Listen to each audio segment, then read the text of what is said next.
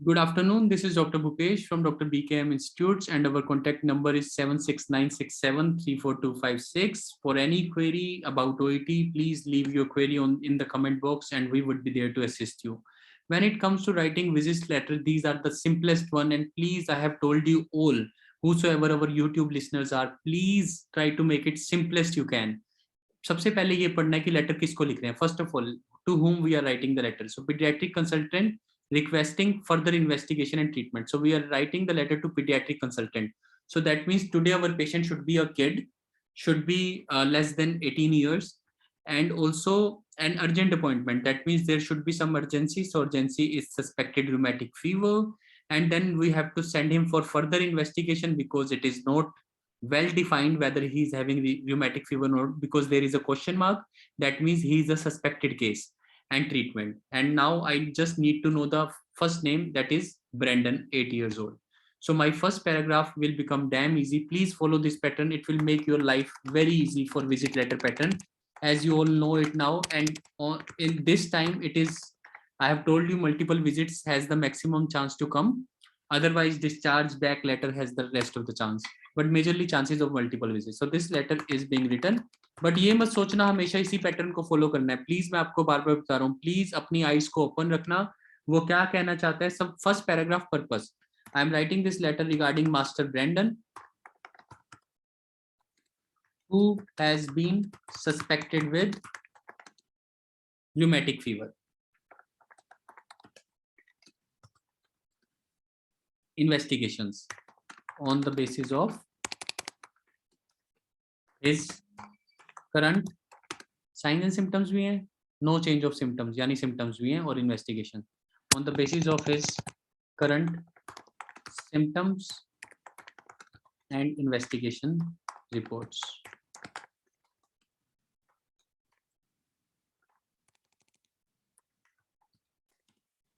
This letter is being written regarding Master Bender, who has been suspected with rheumatic fever on the basis of his current symptoms and investigation reports. Hence, he is being referred under your expertise for further investigations to make अच्छा बनाने तो to make definitive diagnosis and for further management. Now let's see what are the words which we can shuffle. Simple बनाना है, सिर्फ एक paragraph को visit लेटर में paragraph को सिंपलेस्ट रखना है, सिर्फ एक. जो आज की डायग्नोसिस है, आज के केस में कंफर्म्ड नहीं है, तो suspected word. This letter is being written regarding Master Brandon, who has been suspected with rheumatic fever on the basis of symptoms, no change of symptoms यानी कुछ symptoms होंगे, and investigation reports. कोई नाम नहीं लिखना, कौन सी रिपोर्ट, कोई symptom का नाम नहीं लिखना, कोई साइंस नहीं लिखना, कुछ नहीं लिखना.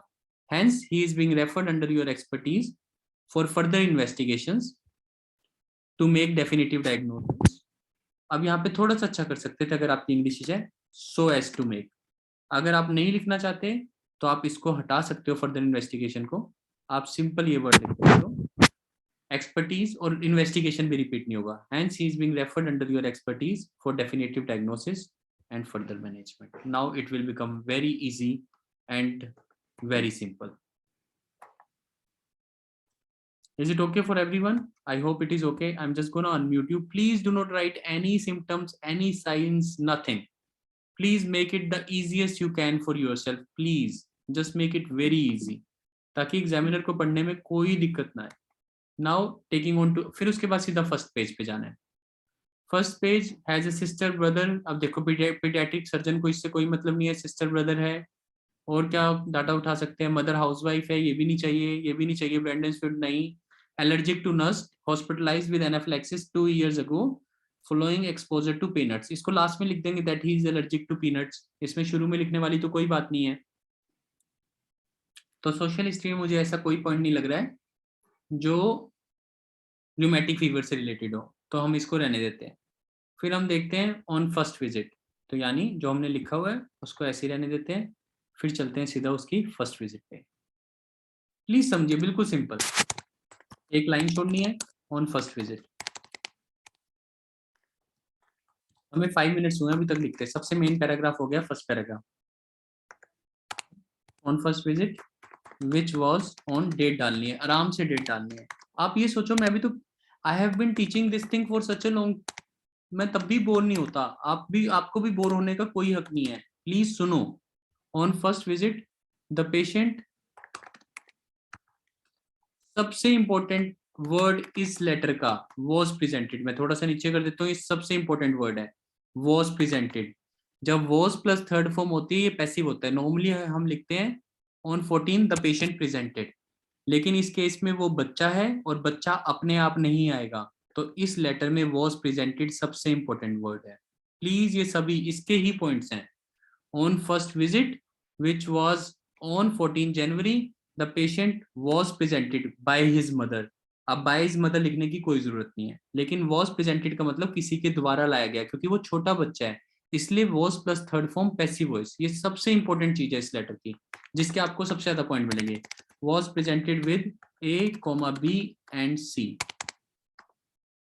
यानी कि fever, sore throat and lethargy. Also many crying spells were reported, क्योंकि उसकी मदर के द्वारा रिपोर्ट किए गए और ये सिम्टम्स में दे रखा है तो रिपोर्टेड। ऑन एग्जामिनेशन, बिल्कुल सिंपल, ही हैड टेम्परेचर, बिल्कुल सिंपल, टेम्परेचर किस पूरा लिख देना, temperature of 39.8 degree, and was flow में, and was also having enlarged tonsils with exudate. Further, enlarged cervical lymph nodes were also observed. So जो यहाँ पे वर्ड दिया प्रोबेबल डायग्नोसिस, प्रोबेबल को आप प्रोविजनल लिख सकते हो, नहीं तो सस्पेक्टेड वर्ड ही डाल सकते हो, पर सस्पेक्टेड हम यूज कर चुके हैं इसलिए। So provisional diagnosis of tonsillitis was made due to bacterial infection. For which, जिसके लिए, फॉर विच के दोनों तरफ कोमा, प्लीज दोनों तरफ comma. For which oral penicillin and paracetamol were prescribed. Simple, कुछ भी मुश्किल नहीं करना। देखिए आपका फर्स्ट पैराग्राफ भी तैयार हो गया। प्लीज इसको 2-3 बार सुनना, 2-3 बारी में आपका पैटर्न पक्का हो जाएगा, बिल्कुल इजीली आपको सब कुछ समझ आ जाएगा और कोई स्ट्रेस नहीं होगा। अब चलते हैं आगे। Review after 5 days, if there is no improvement मत लिखो, फिर आप ग्रामर की गलती करोगे, कोई फायदा नहीं। उसके बाद आता है आफ्टर 2 days, ठीक है। तो आफ्टर 2 days बिल्कुल फ्लो में ही चलना है, जैसे सोचा है बिल्कुल वैसे ही चलना है, वैसे ही लिख देते हैं। चलिए अब देखिए after 2 days, after 2 days, after 2 days नहीं, आफ्टर 5 days, क्योंकि पहले 14th को आया था, सॉरी आफ्टर 5 days, आज 19th को आया। आफ्टर 5 days तो वो अपने आप समझ जाएगा, 14 + 5 19। He was presented again, again दोबारा पॉइंट्स लो इस चीज के, पैसिव वॉइस के। अब यहाँ पे तो क्लियर हो जाएगा, and his mother reported that he had sleepless nights. Same pattern, sleepless nights. Yes, she had sleepless night. Mother was concerned about that he had sleepless nights. बस जो भी confusing डाटा है वो मत लिखो। Brandon noted also she complained that her son was, ऐसे लिख दो her son, बहुत अच्छा लगेगा, सब्जेक्ट भी चेंज हो जाएगा और आपकी नॉलेज के पॉइंट्स भी मिलेंगे आपको। her son was not eating well, her son was not eating well, हाँ was not eating and had fever। जो भी मुश्किल है उसको आसान करो, कॉम्प्लेक्स को, कंप्लेन वर्ड को और कॉम्प्लेक्स मत करो। along with that, ये छोटा सा along with that को यूज करो जब ज्यादा जा रहा है तो, फुल स्टॉप लगाओ आराम से, along with that he suffered from. अब कंप्लेंट वर्ड भी यूज कर लिया, हैड भी यूज कर लिया, तो हमें एक और वर्ड चाहिए, he suffered from. ऐसे वर्ड को शफल करते हैं. suffered from, right knee joint pain and also had tiredness and lethargy. बस for 2 days. डन, खत्म. ऑन एग्जामिनेशन हम यूज कर चुके हैं, तो यहाँ पे लिखो on assessment. His temperature was on assessment, his temperature was 39.2 and hypertrophied tonsils. अब यहाँ पे देखो प्लीज, वर फाउंड, क्योंकि हम लगातार ही हैड नहीं कर सकते, तो हर बार ये भी नहीं कह सकते ही वाज फाउंड विद. तो सब्जेक्ट को चेंज किया गया है यहाँ पे कि tiredness and lethargy on assessment his temperature was इतना and hypertrophied tonsils were found. और एंड से पहले कोमा इसलिए लगाया क्योंकि यहाँ पे मैंने सब्जेक्ट चेंज किया. ये अपने आप में कंप्लीट लाइन है, हाइपरट्रोफिड टॉन्सिल्स वर फाउंड, तो ये कंप्लीट लाइन है. इस एंड से पहले मैंने कोमा लगा दिया. ठीक है, प्लीज इस रिकॉर्डिंग को बार बार सुनना. Swollen right knee joint. अब देखो सिर्फ चेंज करने के लिए, also there was presence of, सिर्फ चेंज करने के लिए, इसलिए there was presence of systolic murmur. मेरे को अपने सेंटेंस की ग्रामर वेरिएशन दिखानी है. Murmur and swollen right knee joint, तो मैंने उसे को भी नहीं छोड़ा. There was swollen right knee joint, ये लाइन भी कंप्लीट होगी और ये भी कंप्लीट हो गया. सो इस करके, क्योंकि हमें ये सब कुछ लगा, हेंस ईसीजी, एफबीसी एंड एएसओटी. बिल्कुल सिंपल. आप देखो ना, वर सजेस्टेड, वर एडवाइज्ड, एस वाला एडवाइज्ड. जब भी वॉज वर के साथ डालो तो एस वाला, वर एडवाइज्ड. ट्रीटमेंट में Brufen 100 mg, review in 2 days with investigation. Further Brufen was prescribed, आराम से, and the patient was suggested to come back after कितने दिन, आफ्टर 2 days. बिल्कुल अब फ्लो में बन गया कि 2 दिन के बाद हमने कहा वापस आ जाना. अब 2 दिन के बाद टुडे. ये देखिए पूरा लेटर तैयार हो गया. और अभी तक 38 हुए हैं, यानी 13 मिनट हुए हैं अभी तक. 13 मिनट आप सबको समझाने के बाद भी सिर्फ 13 मिनट लगे हैं, सिर्फ 13 मिनट्स. सो टुडे, अगर मैं टुडे का बोलूं, दोबारा कॉपी पेस्ट कर देते हैं एक बार.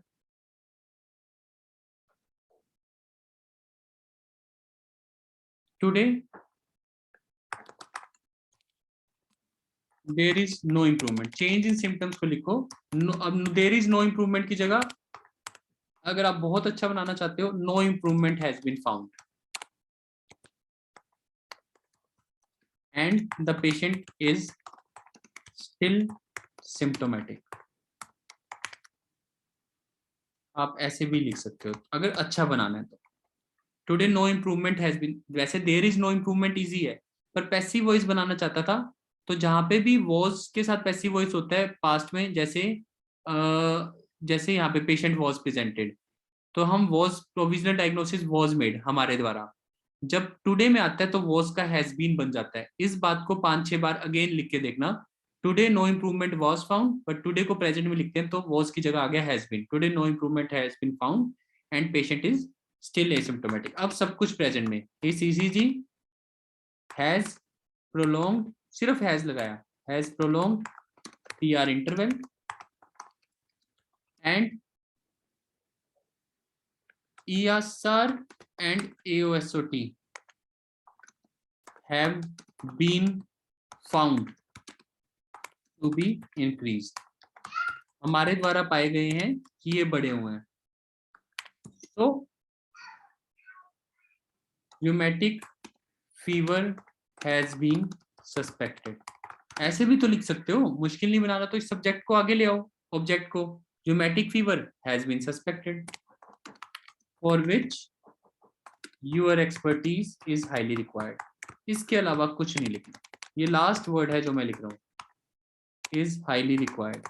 इसके बाद एक लाइन छोड़ के should you require further information feel free to contact. Please जो रिकॉर्डिंग सुनने अच्छे सुनना, should you require further information feel free to contact. ये भी मैं लिख के देता हूँ, जब सब कुछ ही लिख दिया तो इसको भी क्यों छोड़ना है. बस ये लेटर आपका पूरा हो गया. should you require further information